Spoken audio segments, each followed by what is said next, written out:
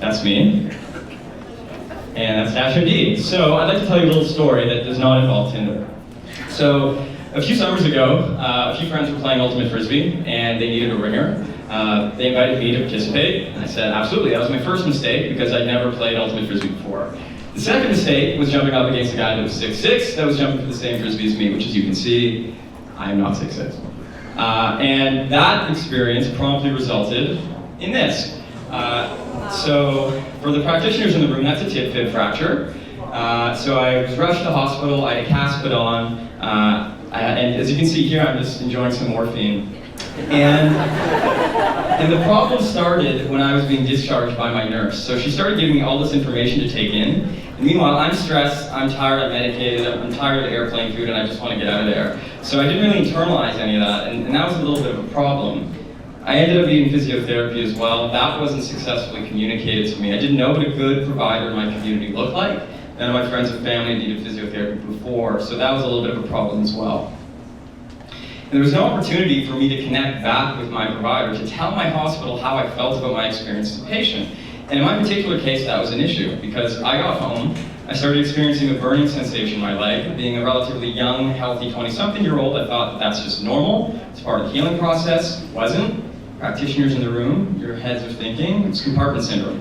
So it developed, I let it sit, and it almost resulted in an amputation. So totally unnecessary, totally fell through the cracks. And that's why these numbers are really important, because these are actually people. So I did a little bit of digging at the time, and I realized that 70,000 patients in Canada encounter complications every single year after interacting with the healthcare system. 22,000 of them die. Did a little bit of math. As a history major, that's kind of hard for me to do. But that translates into roughly one jumbo jet falling from Canadian skies every single week. If that's happening, you're all panicking. You're not flying, the economy shrinks, and everything's chaos. But we take that number and we plop it into the confines of healthcare, and people, for whatever reason, aren't as concerned. People outside this room aren't as concerned. And we are. So that's why we started Dash MD, and that's why our team is doing everything that we're doing every single day. So at the core of it, Dash MD is a mobile patient experience platform. So we provide patients with the tools and resources that they need to successfully manage their recovery journey. We're delivered to patients at the point of care, in the hospital, physically. We have these aftercare cards that are actually given to patients that contain different care pathway checkboxes. Providers then select the most appropriate pathway for each patient. Patients then subscribe to the pathway that's been selected for them, really like a prescription is being given to them for Dash MD. And then they unlock a suite of task management tools and resources that are custom to their hospital and custom to their care needs. So these are things like digital discharge instructions, medication management, accessing healthcare contacts that are relevant to them, the ability to find early warning signs, symptoms, so that they can actually know when something's wrong before it becomes an issue. We connect patients to sources of care in their community. In my case, I needed physiotherapy. So we provide them with the ability to book appointments with these different providers, call them, get in contact with them so that they know what they need before they even set foot outside of the hospital. And we also provide our hospital partners with the ability to collect meaningful patient experience and satisfaction data from their patients. So we push these surveys out to their patients, and we're able to collect some data through those and deliver those back to our partners. Everything's trusted, everything's vetted by our hospital partners before this lands in the hands of patients. All the content that patients see in the form of the digital discharge instructions and the pathways are looked at by actual physicians in the hospitals that we partner with, and everything's hospital branded. So the patient doesn't really see Dash MD when they're actually using our software. They see their hospital. It's extending the care outside of the confines of the care center. So really what we're doing is combining three core care elements. The first being patient engagement tools that help patients manage their recovery. The second being community care discovery, connecting patients to those relevant sources of care. And the third being providing our hospital partners with meaningful patient experience and satisfaction data. And in terms of how we actually generate revenue, this is a little bit different, so hang on for the ride. So what we do is we provide our software completely free of charge to hospitals. They're our distribution channel. Patients are our users. They are given Dash MD at the point of care. Our revenue is generated by partnering with private healthcare organizations in the communities that surround our partner hospitals. Think physiotherapists, retail pharmacies, really anything that a patient may need to help themselves after leaving their health system. And what we do is we basically connect them to patients that need their care and services in the here and now in a couple of different ways. So for example, you can see some brand promotion here. as well as the ability to custom target and push out marketing campaigns to patients that need care and services in the here and now. And we make sure that these are relevant to patients on each pathway in Dash MD. So we're really passionate about bringing down barriers to entry in healthcare. So for example, we are completely free to patients in hospitals, as I just said. That reduces the implementation timelines of hospitals because you don't have to deal with RFPs and broken procurement, which is absolutely a mess currently.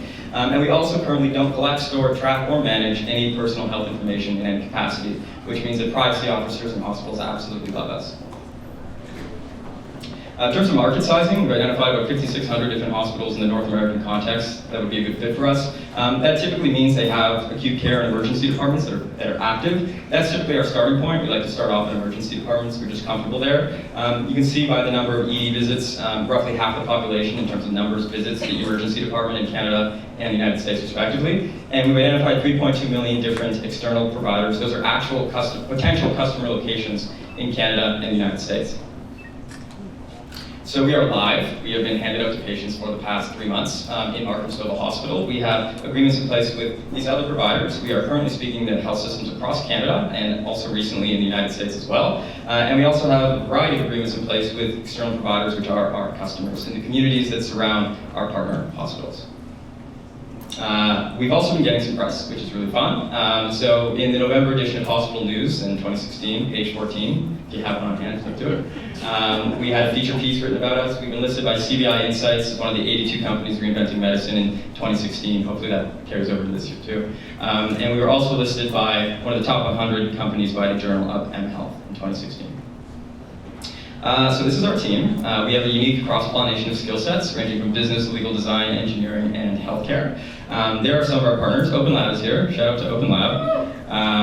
And we also have some great advisors as well. We've recently brought on Eleanor Kaplan, the former Minister of Health in Ontario, Tom Clausen, which I'm sure many of you know here, the former CEO of UHN Sunnybrook and the Ontario Hospital Association as well. And that's me. This is really where it started with the patient experience itself. So thank you so much for your time. Happy to answer any questions.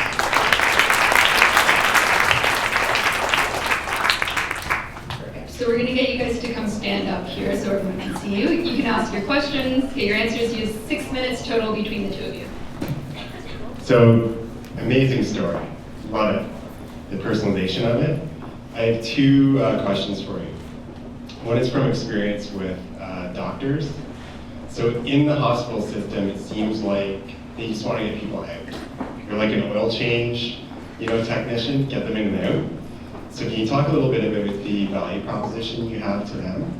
And then my second part of my question is around, you're building a marketplace with both the supply side and the demand side. Can you talk about how you're going to activate users through the doctors? Because that's really what's going to make you guys successful. So on the doctor side of things, this is actually being driven forward by the providers themselves. So they see this as a tool that helps patients manage their recovery once they leave the hospital, and therefore improves the quality of care and reduces the chances that they're actually going to come back unnecessarily to the care center. And there's a lot of data that we have in terms of research that is a testament to that fact right now. Going to the marketplace side and how we're actually going to be, sorry, can you repeat the question? Was activating users? How you actually get the users through the doctors. Understood. Okay, so as I mentioned, we are physically delivered at the point of care in the hospital. So those aftercare cards, we provide them to our hospital partners, and patients at registration, or if they're an inpatient at the bedside, they physically get that card and they're instructed to download Dash MD by their nurse and provider. And we found that that's a fairly powerful action. To have your nurse or doctor actually instruct you to do something, and that's a level of authority that's coming along with the prescription for Dash MD. I think you had a good, initially I thought you're going to be just another care coordination tool, but I think what's powerful about your presentation is you're creating a marketplace, connecting those patients to the services that they need after hospitals. So my question is, usually inside the hospitals they're also busy, right? And so inside the hospitals, who's accountable for distributing the cards? And then do you have any proof in terms of like what's the rate of usage of your tool after they leave the hospitals? Even from one of the hospitals, like how many % of them have actually gone to the aftercare providers?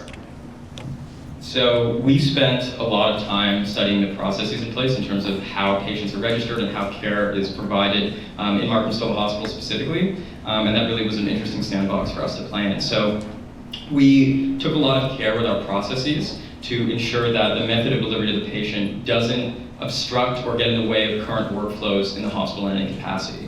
So just as an example, we initially just placed those cards passively in the emergency department and said, well, of course, doctors and nurses will just hand these out, right? Absolutely not.